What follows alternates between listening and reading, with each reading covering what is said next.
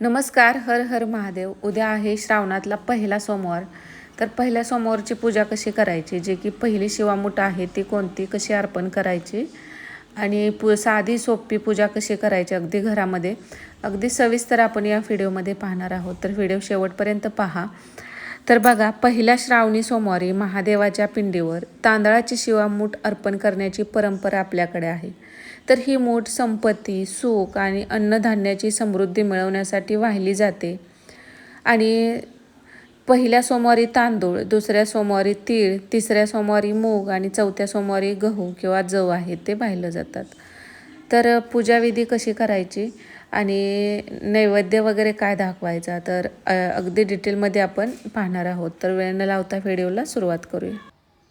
तर बघा, श्रावण महिन्यातील पहिल्या श्रावणी सोमवारी भगवान शंकराला तांदळाची शिवामूठ अर्पण करण्याची आपल्याकडे प्राचीन परंपरा आहे. आणि विवाहानंतर पहिली 5 वर्ष नववधू हे व्रत आवर्जून करते.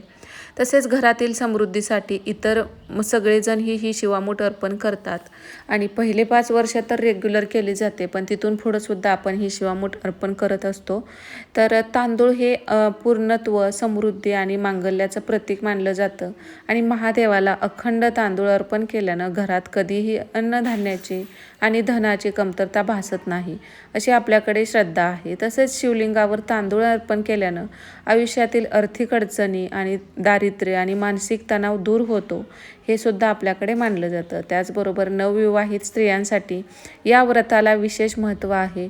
या व्रतामुळे कुटुंबात सलोखा वाढतो आणि सर्वांचे प्रेम व आशीर्वाद प्राप्त होतात, असं सुद्धा मानलं जातं. तर वर्षाच्या नवीन पिकातील किंवा धान्यातील पहिला भाग ईश्वराला अर्पण करून कृतज्ञता व्यक्त करण्याची ही आपल्याकडे एक परंपरा आहे. तर शिवामूठ वाहण्यासाठी आपण जे तांदूळ वापरतो ते अखंड असावेत, ते तुटलेले नसावेत.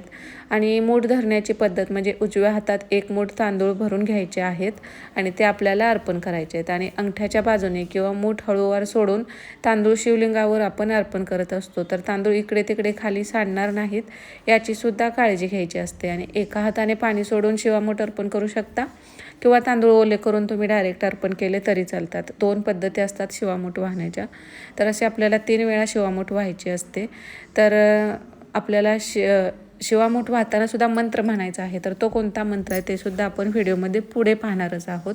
तर पूजा करायची झाली तर ना, अगदी पाट घेतलेला आहे त्यावरती पांढरं वस्त्र टाकायचं. आता मी दुसरा पाट ठेवलेला आहे, त्यामुळं खाली दुसरा ऑरेंज कलरचं जरी कापड टाकलं असलं तरी ना, वरती पाटावरती आपण ही पूजा मांडतोय. आणि शिवलिंग जिथं आपण ठेवतो तिथं पांढरंच वस्त्र असावं. अगोदर दिवा लावून घ्यायचा, दिव्याची हळदी कुंकू अक्षता फूल वाहून पूजा करून घ्यायची. नंतर इथं बाप्पांना सुद्धा ना आपल्याला ओम गण गणपते म्हणत पाण्याने अभिषेक, दुधाने अभिषेक घालून घ्यायचा आहे. नंतर स्वच्छ पाण्याने अभिषेक घालून आपल्याला बाप्पांना तांदळाचं स्थान द्यायचं आहे, म्हणजे तांदळावरती स्थान द्यायचं आहे. नंतर हळदी कुंकू अक्षता फुलं वाहायचे आहे, दुर्वा आघाडात हे वाहून घ्यायचं, नमस्कार करायचा आहे. आणि बाप्पांना गुळ खोबऱ्याचा नैवेद्य आपल्याला अर्पण करायचा आहे. जे काही वस्त्रमाळ असेल त्या तुम्ही घालू शकता. आता ह्या पूजेमध्ये ही एक अशी पूजा आहे की, किंवा शिवाची जी पूजा असते, शंकराची जिथं आपण उपासना पूजा करतो ना, त्या पूजेमध्ये आपल्याला जास्त काही साहित्य लागत नाही. तुम्हाला बेलपत्र, पाणी मिळालं तरीसुद्धा ही पूजा तुम्ही करू शकता. आता दुधाचा अभिषेक, पंचामृताचा अभिषेक, त्याला रुद्राभिषेक म्हणतात. तुम्हाला जसं होईल तसं तुम्ही करू शकता. रुद्राभिषेक केलेला अजूनच चांगलं आहे. म्हणजे पंचामृत आपण तयार करायचं, दही, दूध, तूप, मध, साखर अशा पद्धतीनं, आणि त्याचा अभिषेक करायचा. नसेल तर कच्चं दूध तुम्ही त्यानं सुद्धा अभिषेक करू शकता. आणि ओम नमः शिवाय, ओम नमः शिवाय, ओम नमः शिवाय ह्या मंत्राचा जप करत आपल्याला पूर्ण अभिषेक करून घ्यायचा आहे. आणि जोपर्यंत आपली पूजा चालू असते ना, तुम्हाला ज्यावेळी आपण बाप्पांची पूजा करतो त्यावेळी बाप्पांचं स्मरण करायचं, ओम गण गणपते नमः.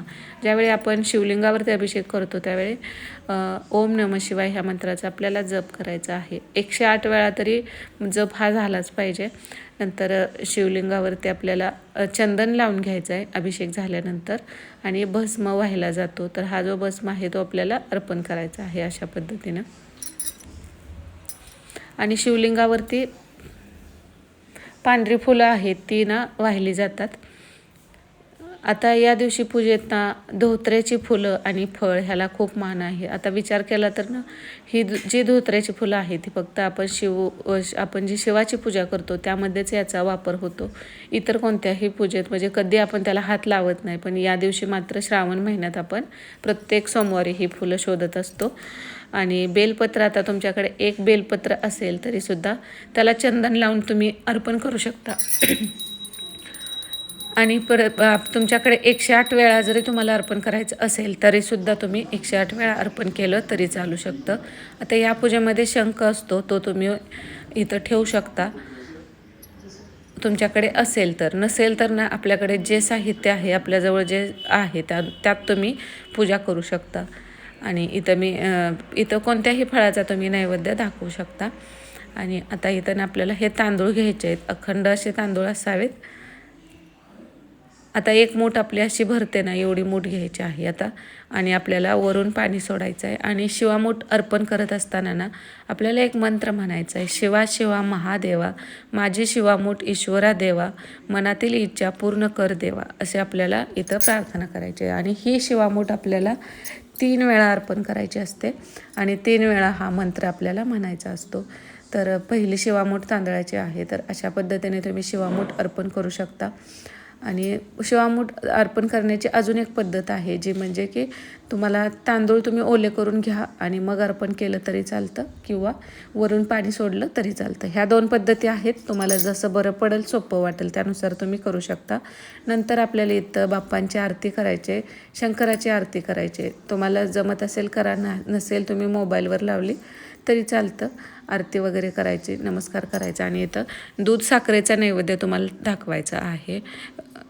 आता बाप्पांना गुळ खोबऱ्याचा दाखवलाच, पण फळांचा सुद्धा नैवेद्य दाखवला आहे. पण नंतर आपण शिवलिंगावरती दूध म्हणजे अभिषेक करत असतो, पण नैवेद्यात सुद्धा दूध आणि साखरेचा नैवेद्य तुम्हाला दाखवायचा आहे. आणि ही पूजा आपल्याला दुसऱ्या दिवशी आपण काढत असतो. आता बघा पंचमी पण आहे, तर दोन्ही पूजा आपल्याला याच दिवशी करायच्या आहेत. तर ती पूजासुद्धा तुम्ही यासोबत करून घेऊ शकता. आपली सकाळची देवपूजा वगैरे अगोदर करून घ्यायची. ती झाल्यानंतर आपल्याला शिवलिंगावरती आपल्याला अभिषेक करून घ्यायचा आहे. आणि ही साधी सोपी पूजा तुम्ही घरामध्ये करू शकता. किंवा तुम्हाला ही पूजा बाहेर जाऊन करायचं असेल, कुठं मंदिरात तुमच्या घराच्या जवळपास. आता मंदिरात पूजा जाऊन केलेले ना त्याचं फळ अधिक पटीनं मिळतं, कारण तिथलं वातावरण किंवा तिथलं सगळं म्हणजे हे राहतं, पॉझिटिव्ह एनर्जी राहते. त्यामुळं शक्य झालं तर शिवलिंग तुमच्या जवळ कुठं असेल मंदिरात, तर तिथं तुम्ही जाऊन अभिषेक करू शकता, म्हणजे पहिली शिवामूठ अर्पण करू शकता.